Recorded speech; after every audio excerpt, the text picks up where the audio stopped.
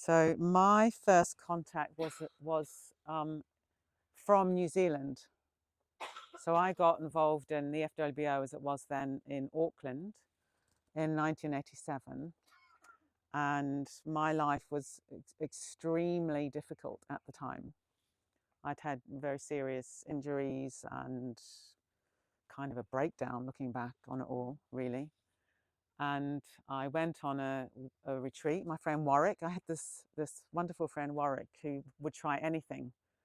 So I was pretty housebound, bedbound, and every now and then Warwick would say, "Hey, I'm going on a yoga weekend. Do you want to come?" And I'd always say yes. So I got on a yoga weekend with Warwick, and then about a year later, "Hey, I'm going on a Buddhist weekend. Do you want to come?" I said, "Oh yeah, I'm up for that." Not knowing anything about Buddhism, and we went on this weekend retreat at a place called Kiwani's on the shores of the Auckland Harbour. And well, I had that experience that a lot of people talk about of coming home, and it wasn't the Dharma. I didn't really, it wasn't a conceptual thing, but it was the people. And I felt I met people who were comfortable in their own skin for the first time in my life. And I remember having the thought, I really want to be like that when I grow up. And knowing very clearly I was not like that then. I was sort of quite broken in a way, and also very, very shy. So broken and shy. And meeting these people that were fun, light-hearted, sort of at ease with themselves. So then I threw myself in. So I just went on every event I could, and I think I asked for ordination within 6 months, became a mitra very quickly. And the Taraloka program was something that was knocking around. So I looked at the Taraloka program of this place far away on the other side of the world. And Dharmanandi was coming over here for an Order Mitra event. And she said to me, "Hey, why don't you come?" And I said, "Yes." And I saw Dharmanandi. I've been back in Auckland recently, and she's now 88. And I went and saw her. It was wondrous. And she reminded me, she said, "Yeah, I asked you and you said yes." She hadn't really expected me to say yes. I mean, it was a bit bonkers. I had a terrible back. And I thought, yeah, I'll go to the other side of the world to this women's retreat center. And we came via Borobudur, which is a big Buddhist site in Indonesia. That was just absolutely incredible. And we were very, I was just so hungry for the Dharma. It was my whole life, really, because my other life was not looking very impressive. So it was like, everything was sort of shattered, and then the Dharma poured in. And she reminded me that we were at the airport at Denpasar in Bali. And that embarrassing thing where you nearly missed your flight and you have to do the walk of shame down the aisle. And they had to do an announcement for us because we were deeply immersed in the Dharma conversation in the departure lounge and nearly missed our flight. I'd forgotten that. So I came over here for an Order Mitra event, and when I was in New Zealand and I was coming over, I also booked on a month's meditation retreat. Sorry? No, here. A month's meditation retreat here, which I was so excited about, and assumed it was going to be really full. And I was the only person that had booked for the whole month. Everyone else was coming and going, and I think including you, Samachitta. And I think maybe did you stay on? We were on it, and I think you booked on for longer. Anyway, so there was this month's meditation retreat that I stayed as the sole hardcore practitioner. And that was very significant for me, just sort of being in these conditions. And so that was my first contact. And then one day I was in the women's community. I stayed on for a little bit after. Got roped into making a video with Vidyamala because I was a filmmaker at that time, or had been before my collapse.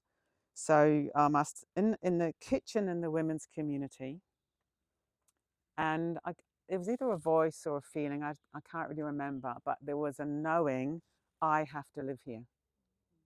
A very, very deep certainty, I have to live here.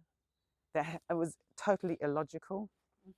You know, I didn't know anybody really. I was going to have to uproot myself from my country. I had a disability. I was quite broken, you know, but there was this absolute certainty. So I asked if I could live here. And there was a lot of, you know, took a long time before a decision was made whether I could live here. Probably for quite obvious reasons. I wasn't exactly a kind of, you know, I could have been quite a liability to the community. But eventually they said yes. Then I went back to New Zealand to tidy up my affairs. And of course, I fell in love. You know, sort of almost probably inevitably, I fell in love. So then I had a massive conflict. You know, do I stay in New Zealand and get married or settle down, whatever? Or do I come to Taraloka? It was very, very, very difficult. So I asked myself two questions.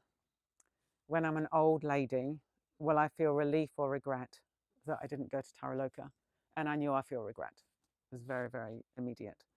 And the other one was, on the day that my plane takes off that I was supposed to be on, will I feel relief or regret? And I thought, no, I feel regret. So that was interesting. You know, there are very clear answers. And so I vaguely remember I went for my final swim on the way to the airport and got on the plane all covered in sand, because I really love swimming in the sea. And then I cried all the way to Sydney. I remember that. And my boyfriend, who was an order member, gave me a cutter that he got from Dado Rinpoche that was very precious. So I came here, you know, with this deep inner knowing, and yet sort of on a rational level, what the hell was I doing? And I was here for 5 years, from when I was 30 to 35, which I think are very significant years in a human life. You know, you're not sort of young, but you're not old. There's a lot of, you know, there's a lot of sort of maturing and developing that happens during those years. And I actually needed to leave to get ordained. So I got ordained about 6 months after I left. So I think I did all this sort of growing here, and then I needed to go somewhere else in order to be someone new, because I'd sort of got, you know, sometimes we need to, I suppose I needed to leave New Zealand to be someone new, and then it's a bit like I needed to go and be reborn in a different context. So we must have overlapped very briefly, because, well, I lived on the 1st of January 1995, but I don't, no, I don't remember that, no, because I had been the booking secretary, so I was part of the, oh, okay, I might have got my, anyway, but my memory, it was 1990 to 1995, but we both got, Sudden and I got ordained together in 95. So I did a lot of, inner work when I lived here. If I look back, you know, that was just a time of falling apart repeatedly and finding another layer to grow into. And I'd grow into that for a bit, and then I'd fall apart again. I remember having dreams at one point of cliff faces crumbling, and just thinking that was my shell. And I'm such a Kiwi. When I've just been back to New Zealand, I'm so at home in New Zealand. You know, I'm such, it's in my bones, the sort of New Zealand psyche. And the New Zealand psyche is very pioneering. And, you know, we're strong, tough, pushy characters. You know, even being around people sort of my age and people in their 70s when I was there, they don't really see themselves as even particularly middle-aged. It's so interesting. It's so interesting. It's like, you know, so fit and strong. So I brought all that conditioning here, and I'd say, I'm fine. And people would just, I mean, this is what I got. This is the main thing I got, was learning how to love and to be loved. That's the main thing I got from living here. Because I would do this, I'm fine, you know, clearly not fine, you know, trying to do all these physical things that I couldn't do, wanting to pull my weight, wanting to be liked, all that sort of stuff. And people would just look at me with kindly eyes. It was excruciating. Because you kind of know in your heart of hearts, oh my God, they're seeing the real me. They're not taken in by any of this nonsense that I'm doing of I'm fine and I'm strong and I'm tough and I haven't really got a broken back. But they wouldn't push back against me. They would just look at me with kindly eyes, wait for me to fall and scoop me up again and again and again. I mean, what an exceptional gift. An exceptional gift. And I'm sure many of us have got that experience of Sangha. So I think it was a Sangha jewel that's not located in geography. You know, it was Dharmanandi coming with me from New Zealand, bringing me here. And then it was being here with the community, but also with all the retreatants. So much kindness. Samachita, Mitch was here together. And, you know, Samachita's got a very, very special place in my heart because we did our first confessions. And we used to go down the peat bog to do our confessions because I think they were so ashamed. We were so ashamed. You know, when you do your first confessions, you think, oh my God, I can't tell anyone this. It's nothing. And it's nothing. I know, it's nothing. But just that sense of, I don't know about you, but I think I didn't want to sort of pollute the atmosphere here or something. So we used to take like a thermos flask and biscuits down the peat bog and do these confession sessions that were very significant. And again, you looked at me with kindly eyes and we'd laugh and you think, oh my God, it's not that bad after all. So community, Sangha. Taraloka also met my intensity. I think that was very significant. You know, I was quite an intense character then. I think I'm much less intense now.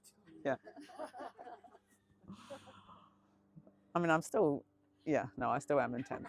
But I was, you know, we were all of an age, like even the people that I thought were like the elders, they were like 35.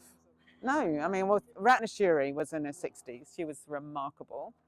But Sangadevi, who was the chair, she was maybe 36. Dainandi was 36. So we were all kind of an age. We used to do all-night sits. We used to do all-night sutra readings. I'm sure you still do all these things once a week. Yeah. And, you know, I loved all that. I loved all that. And it was a sort of wildness sometimes. I did a lot of arts retreats because I was really into the arts then, and I'm sort of still am in my own eccentric way. But I really, very memorable. A little shout out here to Dharma Gita, who's now had a brain hemorrhage, and so she's still very her, but you know, again, life moves on, doesn't it? But we were always on these arts retreats together, and at this point, the lounge was there, and the dining room was there, but the back part of that building was all barns still. So that used to be where people went for a fag, and one day we went out there to do some performance art. So Dharmagita had made some massive clay feet. She'd made a massive sort of cotton wool hat, and she had a slate heart with red sort of tissue paper on it. So it was feet of clay, heart of fire, airhead. That was her thing, or head in the clouds. I mean, she was so mad and wonderful. So the performance art bit was we were going to set fire to the tissue paper on her heart, and I was going to film it. I mean, what could go wrong? So we did. We did actually have a bucket of water handy. I do remember that. But as she said to me fairly recently, she said, "Well, that was a really up yours health and safety moment." Luckily, you know, I don't know what we were thinking. I mean, it could have been completely catastrophic. Luckily, it all kind of fizzled out, thankfully. We did set fire to these bits of tissue and they didn't really catch fire properly. So we did all sorts of really quite wild things. I remember Ratnashiri, who was just really so eccentric and so wonderful. And we were doing an arts retreat on the 5 Jinnahs, and she just walked around all day with this jewel on her head that she glued on. And she sort of came to meals and, you know, she just walked around as if it was completely normal to have a jewel glued to her head. and we'd get up at dawn and do things in the middle of the night. So, you know, it was a very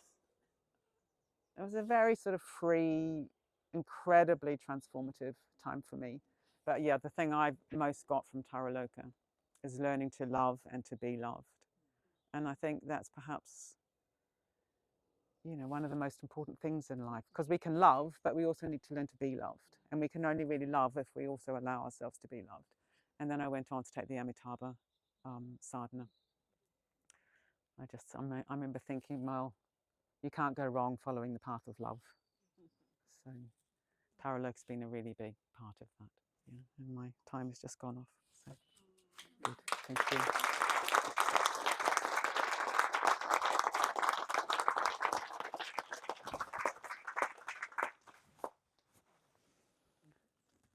Good. So look at that. It's 11:30. Yeah, that's very rich. Very moving. Yeah, and I'm sure all the people that live here now, you could be wonderful to hear from all you as well, and you'll all have your own stories. And the lineage rolls on, and it will roll on, hopefully for millennia. The lineage will roll on for this place that's not located in place, and yet we occupy it in place. Yeah. So we're going to have a break now for half an hour. Cup of tea, connect.